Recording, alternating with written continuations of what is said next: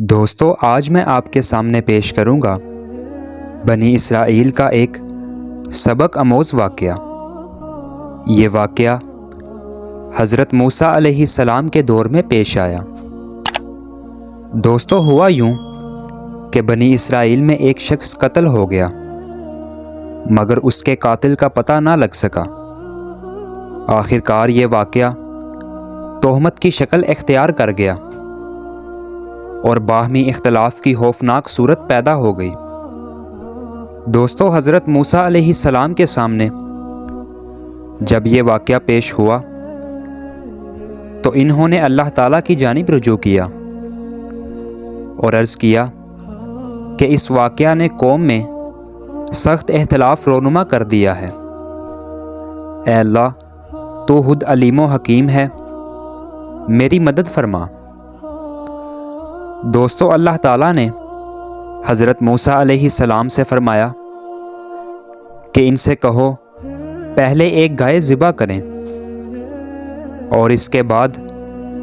گائے کے ایک حصے کو مقتول کے جسم سے مس کریں۔ پس اگر یہ لوگ ایسا کریں گے تو ہم اس مقتول کو دوبارہ زندگی بخش دیں گے اور یہ معاملہ واضح ہو جائے گا۔ حضرت موسیٰ علیہ السلام نے بنی اسرائیل سے جب گائے کے ذبح کرنے کے متعلق فرمایا تو ان لوگوں نے اپنی فطرت کی خصلت کے مطابق حضرت موسیٰ علیہ السلام سے بحث شروع کر دی اور حضرت موسیٰ علیہ السلام سے کہنے لگے، موسیٰ علیہ السلام، کیا تو ہم سے مذاق کرتا ہے؟ یعنی مقتول کے واقعہ سے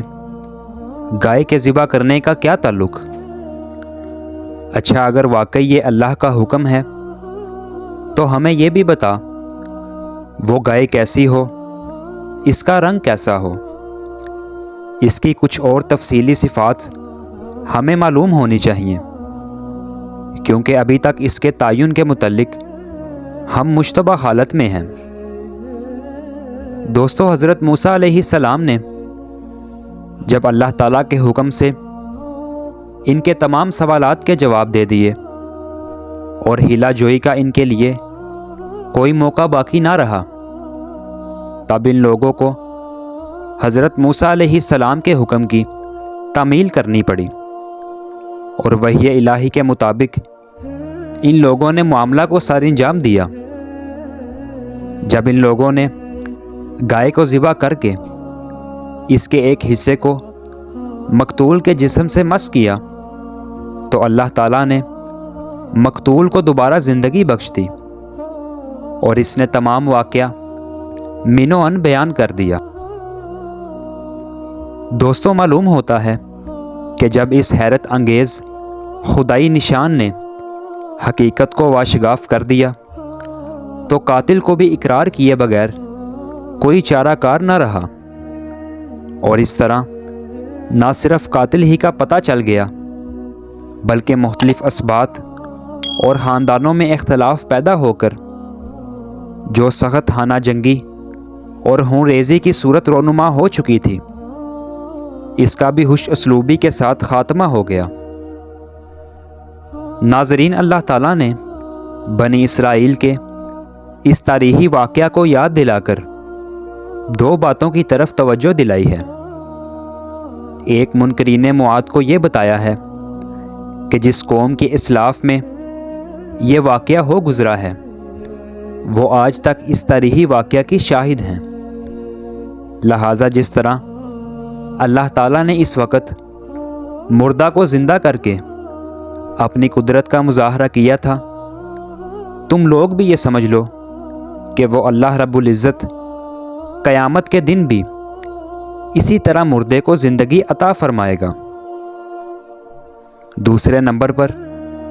بنی اسرائیل کو یہ بتایا ہے کہ اللہ تعالیٰ نے تم کو یعنی تمہارے اسلاف کو اتنی کثرت کے ساتھ اپنے معجزات دکھائے ہیں کہ اگر دوسری کسی قوم کے سامنے یہ مظاہرے پیش کیے جاتے تو وہ قوم ہمیشہ کے لیے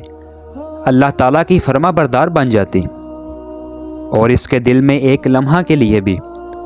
نافرمانی کا ارادہ نہ گزرتا، لیکن تم اور تمہارے اسلاف پر یا تو اثر ہی نہیں ہوا، اور اگر ہوا بھی تو وہ ناپائیدار اور غیر مؤثر ثابت ہوا ہے۔ اور آج بھی اگر تم اللہ کے آخری رسول حضرت محمد صلی اللہ علیہ وآلہ وسلم ان کا انکار اور ان کی مخالفت کر رہے ہو تو یہ تمہاری جبلت اور قدیم جہالت ہی کا اثر ہے۔ بہرحال اللہ تعالیٰ کے بے غایت فضل و کرم کے باوجود ان بدبختوں پر کوئی اثر نہ ہوا، اور یہ لوگ اسی طرح کج روی اور نافرمانی پر قائم رہے۔ ناظرین، قبول حق کے لیے ان کے دل پتھر کی طرح سخت ہو گئے، بلکہ پہم نافرمانی نے ان کی نیک استعداد کو فنا کر کے پتھر سے بھی زیادہ سخت بنا دیا، اس لیے کہ پتھر میں سختی ہوتے ہوئے بھی اللہ کی مخلوق اس سے بہت سے فائدے اٹھاتی ہے، مگر ان لوگوں کی زندگی کا تو صرف خسارہ اور نقصان کے اور کچھ حاصل نہیں رہا۔ دوستو، مطلب یہ کہ بنی اسرائیل کے قلوب کی سختی اور قبول حق میں بے اثری کا یہ عالم ہے کہ اگر محاورہ اور بول چال کے مطابق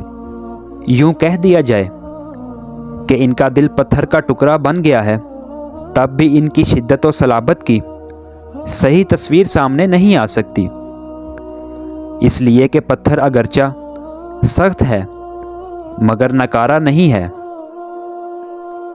کیا تم نے پہاڑوں کا مشاہدہ نہیں کیا اور نہیں دیکھا کہ انہی سخت پتھروں سے ندیاں اور دریا بہہ رہے ہیں، اور کہیں انہی میں سے شیریں اور خنک پانی کے سوت جاری ہیں؟ اور اگر بھونچال آ جائے یا اللہ کی مشیت کا کوئی اور فیصلہ ہو جائے تو پہاڑوں کی یہی دیو پیکر چٹانیں